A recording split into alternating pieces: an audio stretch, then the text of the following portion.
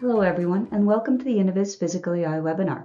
Before we get started, I would like to remind you that our discussion today will include forward-looking statements that are subject to risks and uncertainties relating to future events and the future financial performance of Innoviz. Actual results could differ materially from those anticipated in the forward-looking statements. Forward-looking statements made today speak only to our expectations as of today, and we undertake no obligation to publicly update or revise them.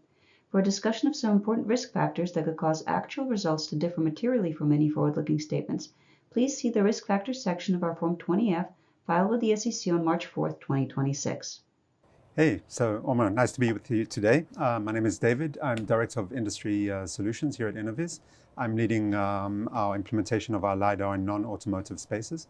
And Omer. Yeah, so I'm Omer Keilaf. I'm CEO and founder of Innoviz, and happy to have this session today. Great, so I'm super happy to be with you. We're going to talk about your white paper that you've just recently released, and we posted a request for questions. So we're going to go through some of these questions today and hear your take on physical AI. Yeah. Great. So let's start talking about the physical AI and the world models. Why is it so important in your view? And why did you decide to deep dive into this topic right now from Innoviz's perspective? Sorry. Yeah, sure. So I think obviously AI has been a very big topic over the last couple of years. And every company talks about how they utilize AI, and I think it's really hard for people to really make the difference between AI that you just utilize language models, what they call digital AI. Digital AI is where you take data such as text or images, and you use language models in order to generate the next pixel, the next word, and you generate a lot of content with it. And there are many companies have been utilizing those language models to do that.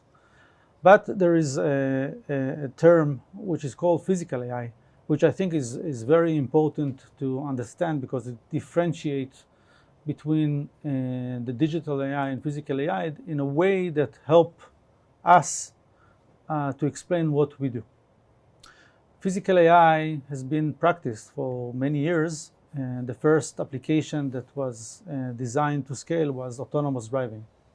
When you think about autonomous driving, it's where you take real data, unstructured mechanism where there is a car that needs to maneuver in many uncertainties, in environments and roads, and you need to utilize AI in order to make sense of everything you see around you and make decisions on how to proceed.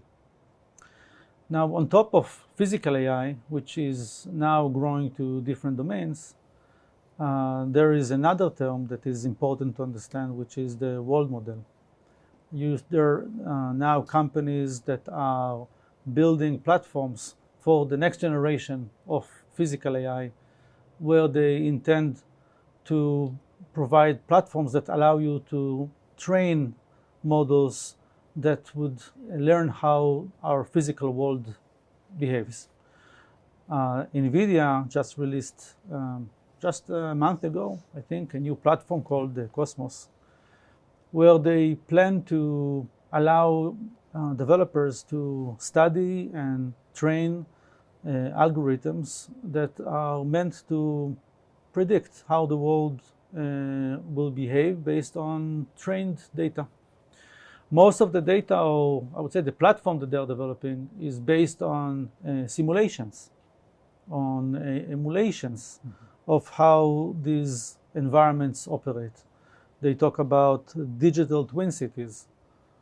When I think about digital twin cities, it's very exciting because you can create a model that allows you to monitor and experience and analyze and study and train. But when I think about it, it makes a lot of sense to me that these simulations, I call them statues, that you generate either by simulations or 3D reconstruction.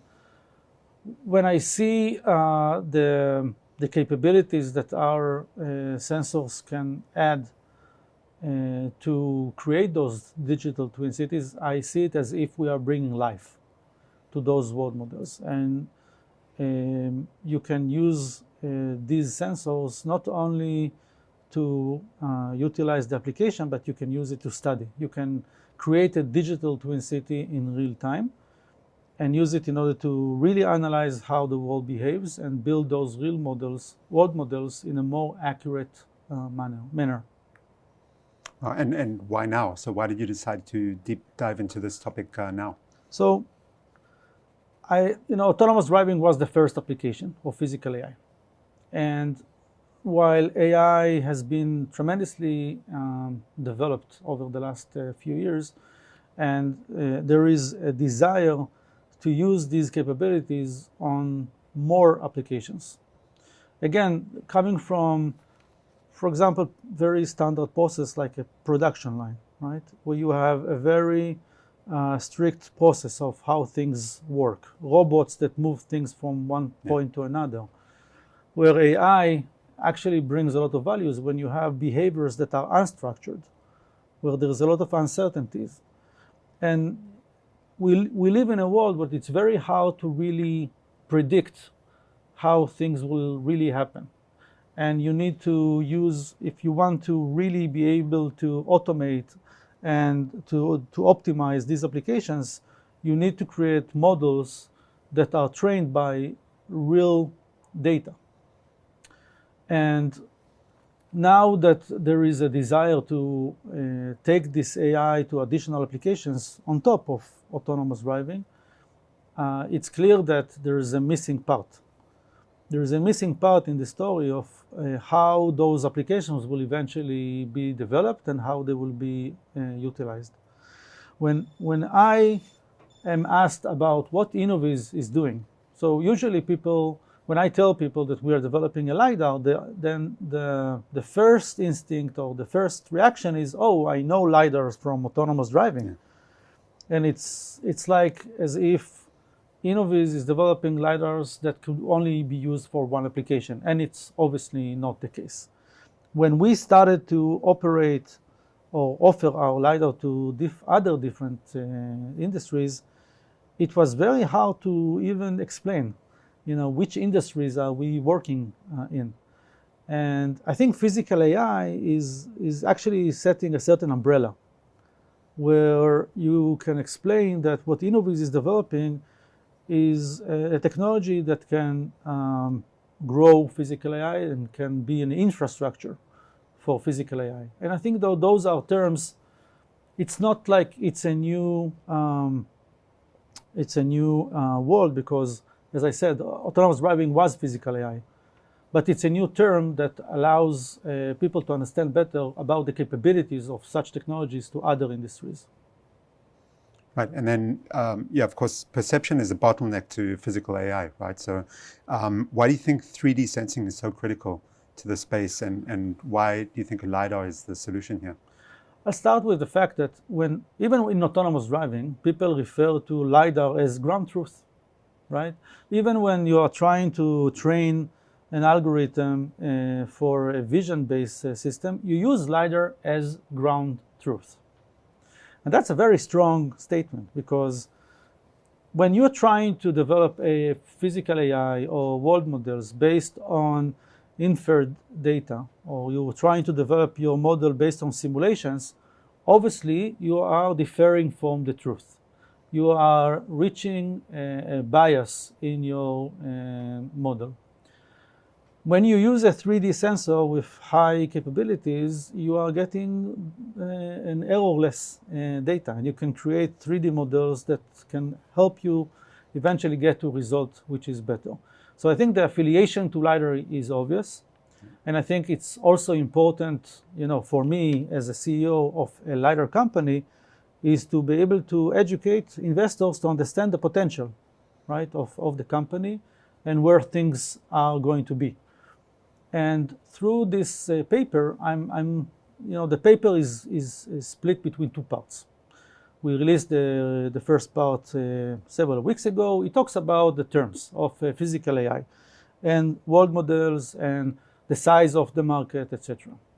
And then in the second part, I'm trying to give a certain prediction on where things would be because there are still several LiDAR companies or LiDAR technologies, less than they were in the past, but I believe there will be continuous convergence. And I'm trying to explain how LiDAR, which is going to be a very meaningful and important infrastructure of physical AI, how it's going to shape out. And it's, the LiDAR space have changed quite dramatically over the last 10 years. And that's part of what I'm trying to do and explain in the second part. Right, and tell us more about the space of automotive. I mean, Innoviz has been playing very strong in this space. And how has this transformed over the past decade with respect to autonomy? Yeah, so eventually it's a long game, right? Over the last decade, there were probably 200 or maybe more LiDAR companies. And in the paper, I'm trying to explain, how the market evolved, because like any industry that went through disruption, there is a certain way these markets behave. And I'm referring to the Gartner hype cycle, which I appreciate it. I think it's a good way to study any industry. Gartner, every year they are publishing a report that tries to pinpoint where each industry is at in the hype cycle, understanding that it's a very traditional trend. There's always a certain disruption. Disruption is an opportunity for newcomers to step in and take a big part of a very big market. And this is a case where investors jump on the opportunity because they want to put their chips on the players they believe will eventually become the meaningful players. And you can see it in many sectors, and you can see it on different reports of Gartner. But taking specifically on the automotive space, in 2015, 2016, autonomous driving was a huge hype because everybody knew that this is going to change, and it is changing. And there were probably 200 LiDAR companies understanding that LiDAR is one of the biggest challenges of the decade, and behind it is a huge market. So billions of dollars have been invested in hundreds of companies. But as always in this hype cycle, there is this trend where you can see wake-upping to the reality that the market eventually cannot absorb too many suppliers. Especially in automotive, they tend to consolidate around very few suppliers. So there was a race to get there. And it was obviously when you see 190 companies fail, then you have 190 CEOs going around the market telling it's not my fault, it's a really bad market. It's like you have a lot of people now try to push away the failure by saying there is no market, there is no opportunity. It's not true. Okay, there is a market, just there is not a market for everyone. And the automotive market have moved its target all the time. So you have the requirements that you got for a LiDAR in 2013 is very different from the spec that you got in 2016, in 2019, and in 2026. Okay, because your customers always become more educated about what's more important. And they've experienced these programs for the first time. And as long as the requirements, the knob, continue to change, to move, you've seen less and less companies that were able to meet the cut. And one of the things that I'm talking about also in this white paper is that it's going to continue. And I'm talking about the different phases, of the automotive market. In the first phase, 2015, 2016, you had many startups with prototypes that were able to demonstrate certain capabilities, but many of them did not meet the cut, And in the second phase, I think it was also around many situations, macro situations, such as the COVID-19, and the semiconductor situation and the EV, there were many disruptions, bad disruption to the automotive space. But eventually, there were much less LiDAR companies. And some of them managed to, I would say, get an award for an OEM. Even myself, there were times that I would say, because it was super noisy and crowded, the space of the LiDAR, I would say, the only real way for investors to really appreciate if a LiDAR company is successful or not is whether they have or they don't have an award by an OEM. Because in a way, you can see it as a good scrutiny by the customer that he says, okay, this is the right one I want. And today I'm saying it's actually, I was wrong.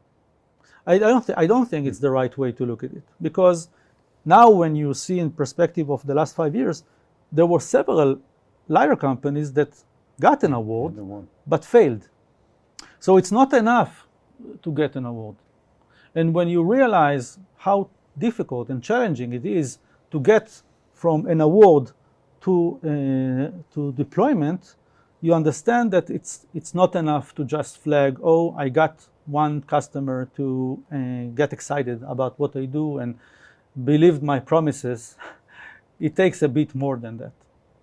And to me, it helps to kind of push back on some of the claims that I see, because you see a lot of press releases by many, and but the reality is slightly different. Yeah, different. And I'm on the white paper, on the second part at least, I'm trying to explain a little bit about those challenges, like what really is needed to get to serious production, real serious production, not just getting someone to be convinced. I'll pause here for more questions. So as we see the LiDAR being implemented and driven through the automotive industry, how do you see what happens in the automotive market? How do you see that impacting other non-automotive physical AI applications? Yeah, so again, I think that the automotive market is still setting the standards. And there is still no other market that can provide any LiDAR company, any contract to volumes that are offered in the automotive space, okay, because of the size of the market. On the other hand, it's also setting a very high bar on the requirements, and those requirements, as I said, they keep moving. They are moving all the time. One of the requirements, for example, that I'm seeing in the automotive, which I know that people are less familiar with, but I see them as very dramatic, is related to the LiDAR. Not only people know about range and about resolution and frame rate. Those are the KPIs of 2019, It's like in the old days where you would compare digital cameras by the resolution, right? That's the only way to compare. It's obviously not the case. The quality of the image is also affected by many other things. When you talk about autonomous driving and safety, then I usually like to talk about what I call the dirty secret of the LiDAR space. When I think about autonomous car, I think about a car where you have a family sitting in the back seat, and the car is driving without any ability of anyone to intervene, right? That's where we are targeting. Now, the claim to fame of LiDAR in the space is that it provides redundancy to the camera, right? That's what we are all flagging. Yeah. We are providing safety by providing redundancy to all of the failures of the camera. Now, where camera fails, it fails in direct sun, it fails in weather conditions, it fails in rain, droplets, right? And you'll be surprised that many LiDAR solutions, architectures, are actually unable to work under those conditions. To me, it was surprising. But there is another element that is usually disregarded or not thought well. I talk about the dirty secret, is when you think about the functional safety, it talks about the correlation of the failure mode. If the camera fails by a certain in a certain failure model, you need to prove that the other sensor does not fail simultaneously together. That's the only way to get free redundancy. Now, if the car drives over a puddle of mud, and the mud is now thrown on the vehicle, it is very hard to prove or to even claim that both sensors will not become covered by mud. And how do you solve this problem? Because I'm not talking about an unrealistic situation. Yeah, because it could be mud, it could be bugs, it could be many things. I'm not familiar with any LiDAR but ours that deals with it. And to me, it's shocking that for a level 4 system, we can argue about level 3, that you have a driver that is maybe reading a book, but he can be called to re-engage while the system is cleaning the car, the sensor, in a few seconds. But when there is no driver at all, like level 4, to me, it is a catastrophic, really catastrophic and alarming situation, assuming that the sensor is incapable of dealing with these situations. The reason that Innoviz was able to solve this problem is because we already launched our first generation, Innoviz 1, and we tasted the road, And by understanding real-world problems, we knew that in the second generation, we need to bring it to a different level. So we redesigned the system. So even if you throw mud at it, you will still see very well. And to most customers, it's like black magic. And they think that we're doing things in software or AI or something, but it's not. It's really just optics. And to me, I sleep well at night, when I think about I'm offering a product that I believe can actually work in level 4. And I think that the others can't. So to me, it gives confidence that I have a robust roadmap, to actually enable these applications. I don't know how others can do that, because it's a very unique design that we've done. And I don't understand how anyone can use anything other than that. Exactly, yeah. Yeah. So I think that just to kind of push the nail on this, there is a difference between a LiDAR for level 2, a LiDAR for level 3, and a LiDAR than level 4. And I think people are not very familiar with this differentiation. Because they usually think if the LiDAR has higher resolution, then it's good for level 4. Or if it has good range, then it's good. No, it's actually nothing to do with that. The only thing that differentiates between level 2, level 3, and level 4 is the availability of the sensor. In level 2, you have a driver that has his eyes on the road and is ready to engage. Theoretically, you can say the LiDAR can not work. Basically, you can. It's kind of like you have the driver as a redundant sensor. Even if the LiDAR works sometimes, it's fine. It does not cause the vehicle to lose its function, safety. When you go to level 3 and the driver doesn't look on the road any longer, you need a very robust sensor. You need a sensor that is highly available. The only cases that you are allowed that the driver is requested to re-engage is if the sensor has a certain degradation. For example, if it's covered with mud, right? And then the driver is called to re-engage, take the wheel, and let the sensors to be clean. When you go to level 4, it's done. Like no option. There is no option for any degradation in a way. So you need a highly available sensor. So the level of quality between level 2, level 3, and level 4 is quantum leap. It's like several orders of magnitude. And I believe that, and kind of maybe closing kind of the brackets on the question, autonomous driving is setting the requirements, it's driving the volume, and eventually it will help to companies like Innoviz to offer really the best technology to any physical AI application. Yeah, right. Because eventually If you talk about security, it's also safety, right? And if you talk about logistics, where you have machines that are moving in environments where there are people, it's also safety. And certainly intelligent traffic systems. And when you talk about, intersections, it's also safety. So functional safety, it's not only autonomous driving. And the compliance that we are having for automotive is meeting the requirements for all of those other markets. And of course, the higher performance, the higher resolution, and of course also the lower cost potential coming from the volume from automotive will eventually drive the physical AI market. Yeah, you definitely you managed to connect those two dots, right, between the automotive and non-automotive. I try to remember what you really asked. So let's talk about technology. I know you're very strong in technology, and there's been a lot of excitement about different LiDAR technologies over the years. Can you talk about the evolution of the various approaches and where you think we are now?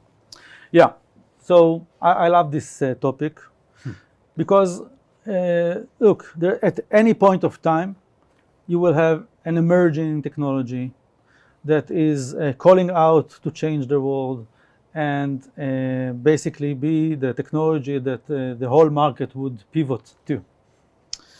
Unfortunately, it didn't work well for many of those technologies. When I founded Innoviz, on the first day I started the company, it was the 7th of January 2016. On the same day, there was a press release by a company called Quanergy. At the time, it was a different company. They claimed that they have a solution based on a technology called OPA, optical phased array. You can look up in the internet. You can find the 7th of January 2016 press release on a product called S3. And there was a huge hype around OPA. It was the future of LiDAR. It was fully solid state. It was $250. I remember it, they said they can see 8% and at the target reflectivity at 200 meters. It's in mass production. It already had partnerships with Mercedes and like it was. And I remember looking at this and I asking myself, what am I doing? First day. Yeah. And it's like, I'm only starting, and this company is already claiming that they are in mass production with all of the companies, and it's meeting performance that I can only dream of. And this is a totally different technology, right? Yeah. And lucky for me, I was stubborn enough to learn a bit about the technology, what the real technology is about. And I actually came to the conclusion very quickly. I think after a week, it was clear to me that technology doesn't work. And I talked to many professors and people were actually involved in developing the technology. The technology did not work. And for 3 years, I was asked continuously by investors, how am I capable of competing with such a technology that is already in mass production? And I was really confused, seriously, do your due diligence. What are you talking about? The technology does not work.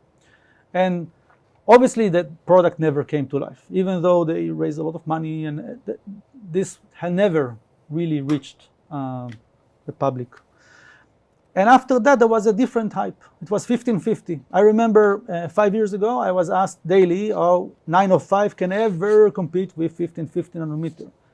And like you said, I'm technology driven. I go into the details, and I couldn't understand how people could really be that confused. And I just didn't know, other than giving evidence by look at my product, look at the competing product, and make your own assessment. Put aside all of I'm saying, about the technology. And now there is a new hype, right? There is always a new hype. And the problem is that people don't really spend enough time to understand the differentiation of technology. And now, in essence, automotive is a very difficult market. The requirements are very high.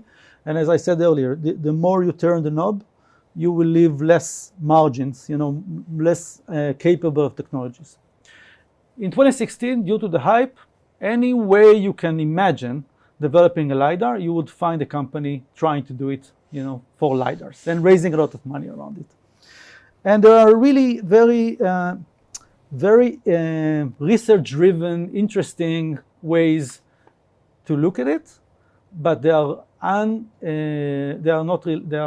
nothing to do with these capability, with the requirements. And I always tell people, just see the product, see the size of the product, see the performance of the product, see the power consumption of the product. These are things that other companies don't really show. I tend to show real footage and videos of our point cloud because I think it's really the only way. That's my product. I need to show it, right? That's the only way for me to give confidence to investors and customers to really evaluate. I can always say, I'm the best, I'm the best, I'm the best. But look, here's my product. And when I see others not showing their product, and I see them showing videos that are processed, which I have a very sharp eye to see when someone is lying about the data they are showing. To me, it's the best evidence that that they just don't have anything to show. Now the automotive market is going into a new phase. I call that phase 3.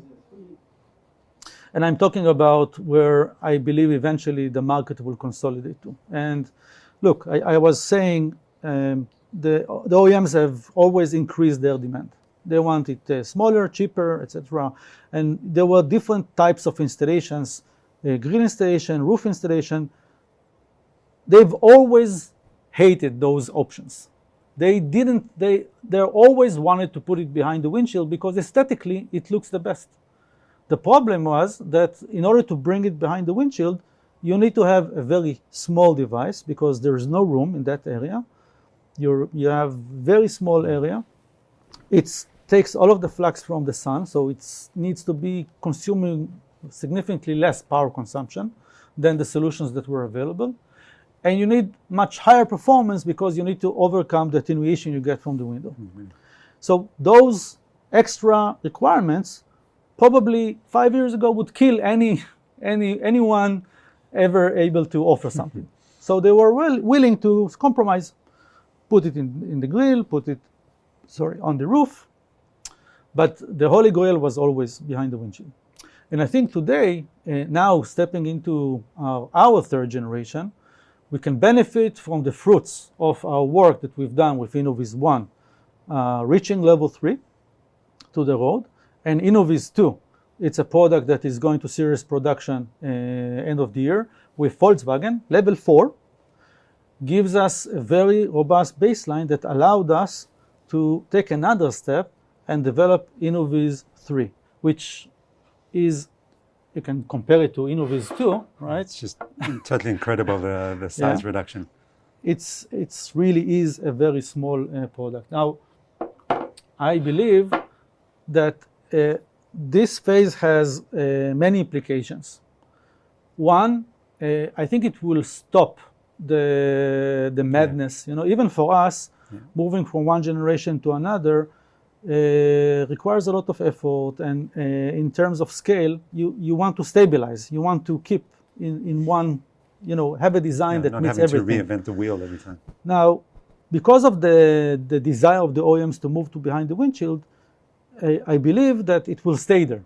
It will no longer move from the grill to the roof, behind the windshield. I don't think it will move to behind the seat or something. I really hope so. But I think that this is where the market will eventually converge to. Mm-hmm. And I understand that also these extra demands would likely to live in the history of the LiDAR space more companies that will not be able to meet it because their solutions are too big, they consume too much power, and their performance is not good enough. So I think that this is a good reason, at least for me, to believe that the LiDAR space is going to even further decrease. And I think that those technologies, emergent technologies like OPA, 1550, and FMCW, those are all technologies that are not a good fit for the automotive. And the only technology that has the sufficient capability in terms of volume, in price, in performance, in power consumption, the only technology that has managed to do so is time of flight 905 nanometer. And this is how these are the lenses I wear when I really look on what's my competition. Great. So actually, that's a great step to talk about the competition and how do you see the landscape, the competition landscape today? Okay, so after we, again, so I try to put the different other companies under the different buckets of which are the technology they are using, and to me, it's clear that that the technology of 905 time of flight is the right one for automotive. And under those glasses or lenses, the competition landscape look very different. And I'm talking about automotive. I'm not talking about non-automotive. In the non-automotive, you have many solutions that were possibly not good enough for automotive, so they started to develop a certain other applications. But when I kind of put it down on like who are the sensors that are offered today with time of flight 905 in the automotive, it's in the West, it's primarily us and Valeo. And then you have the Chinese sensors, right? And the Chinese vendors, I think they've went through all of the solutions. They've learned very well from many suppliers on how to bring up LiDARs. They've benefited tremendously by the fact that, one, the LiDAR is a strategic technology by the government of China and got a lot of funding. It's because the new electric vehicles companies that had to leapfrog into the market and compete with the Western market, they had to bring software that was premature and make it more robust by using L2 with LiDARs. And that's the main reason why L2 in China was really flourishing and provided a lot of business to the Chinese market. There is a different problem where all of those cars are sold at a loss, but put that aside, it helped the ecosystem to develop. Now, there are several acts now in the US about the use of LiDARs from other countries, from China, due to national security. And you can already see two acts that are being pursued. One is the LiDAR Safe Act, and there is a new act just came a few days ago from the DOT. And the reason is because eventually a LiDAR is a mapping tool, and going back to the physical AI, a LiDAR is going to be the infrastructure for the perception of the future AI, physical AI. You will have LiDARs not only in cars, you will have LiDARs in the infrastructure, in security borders, it's going to be in robotics, in drones. Eventually, a LiDAR, which is a 3D sensor, is going to displace or added to any 2D sensor. In any point of perception, you will eventually have a 3D sensor. And the richness of the data and the ability to create those twin cities, digital twin cities, and live digital twin cities, it obviously creates a lot of sensitive information. And from that perspective, I believe, I cannot predict, but I believe that the market will stay split between LiDARs that are offered by Western suppliers and Chinese suppliers to be operated in China. And so when I kind of nail down, this competition, you can see that eventually there is not a lot of competition. Of course, there are the emerging technology, but they are likely, in my point of view, not to be good enough for the automotive space. Yeah. So I think it's almost time to start wrapping up. Considering everything we've discussed so far about the need for perception, the requirements in the automotive space and LiDAR technology, can you try and tie that all together and tell us how you think Innoviz is positioned in the market right now? Yeah. Well, look, eventually it's it's a long journey. We are developing a new ecosystem. Okay, LiDAR is going to be a dominant sensor in the future. When you look in the white paper, I try to estimate the size of the market, the TAM, the total addressable market, for LiDARs. Now, the obvious one, where usually you'll find a lot of coverage, is analysts talk about the TAM of LiDARs in autonomous driving. Because it's, as I said, it's like the obvious, almost only application for LiDARs. And there were many studies around it, and it's a market of its own. And those figures talk about $10 billion in the next decade. Now, the more difficult, I would say, analysis is to understand the size of the market for LiDARs in physical AI. And here, it's more difficult because it's less discussed. People are not familiar, most of the people are not familiar about the capabilities that LiDAR can offer. I'll give just one example. We've started to offer our LiDAR to the security market. In the security market, the dominant sensors are camera and radar. The use of radar in physical security is, to me, it's it's hard for me to explain because it's so horrible. It just doesn't work well. But it's the only technology that is available. It is available. And when you see the ASPs, the average selling point of these radars, it's boggles my mind, right? This could be tens of thousands of dollars, and in volumes that will blow your mind. Now, when we show these customers what our LiDAR is capable of in terms of range and resolution, an ability of solving those very obvious problems you want to deal with in physical security, a very stupid kind of example is radar cannot see beyond a fence. How could be that for a security system, you have a system that doesn't see beyond the fence? I don't know. But that's the reality. And now in those situations, I look on the TAM of radars. And I try there is a lot of work because radars are around for a long time. And you can actually see the size of those markets already today. And if LiDAR is going to displace radar in security, which I believe will happen massively, you can actually get an estimate of what might be the size of the market for LiDARs in security. Now, I'm not saying it will displace all of the radars in those applications, but it will take a bite, a nice bite. And those markets are continuously growing. And you see the same in agriculture and in smart cities, in logistics. Eventually, in my point of view, a radar is a good technology for a space that is empty, void, in air. If you want to see something in clear sky, radar is a good option. Once you talk about a complex visual scene, a radar is pretty useless because of the very lack of resolution and noise.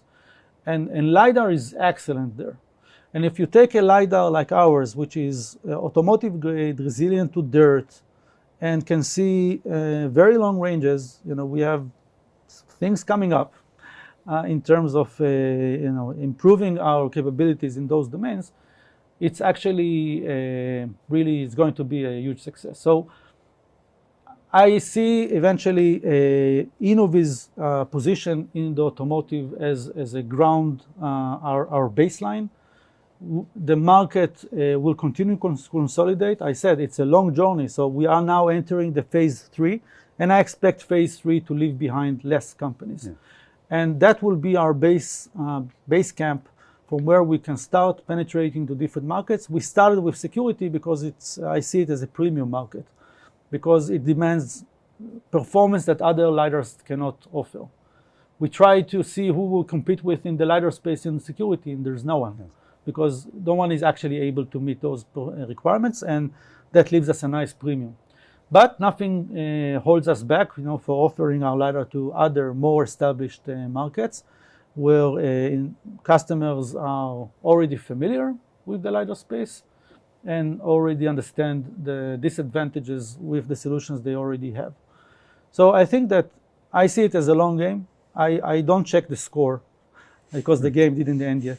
I understand that it's a long journey. You need to make bets on your strategy. We made our bet on our position in automotive, and I believe it will be in our strength in the non-automotive. So eventually, I see Innoviz as the market leader in the future, and I expect that it will be a very fun thing to do. Yeah, moving forward. Maybe just the last question on my side is some of the proof points that you're seeing in terms of customer wins and traction in the automotive space and beyond. So you touched on that a bit. If there's anything you want to expand on there. Sure. So right now we are working towards the launch with Volkswagen for level 4 with the ID Buzz. It's the first series production robotaxi in Europe by an OEM. And we are working in collaboration with Mobileye. So, and through that relationship, we also reached a commercial agreement with Mobileye where they are using our sensors on other programs that they are involved with. So they are using the same set of sensors. We are using 9 LiDARs per vehicle in level 4, and they're using it on other platforms. For example, Holon. It's another company that is going to SOP also after the ID Buzz. And then we have Daimler Truck, where we've been selected for the sensors, and it's also multiple sensors around the vehicle. And we are working, and there is a program with Audi for level 3. And we are continuously working with the industries on the different RFIs and RFQs. I expect this year that we'll be able to get more awards, either from Innoviz 2 or Innoviz 3. Really depends on the customer. If it comes to the windshield integration, then Innoviz 3. But if it's a robotaxi and they want to launch tomorrow, then Innoviz 2 is a great product. I think Innoviz 2 is an amazing product. I think the best in class today. And I think Innoviz 3 will definitely will be his successor, a very sweet one. Yeah. Great. It's been amazing speaking to you, Omer. And I think for me personally, one of the nice parts about selling LiDAR is the initial reaction that you get, showing someone for the first time a point cloud, and it's like showing them the future. And I think, definitely your piece on physical AI definitely gives us a bit of a glimpse to the future.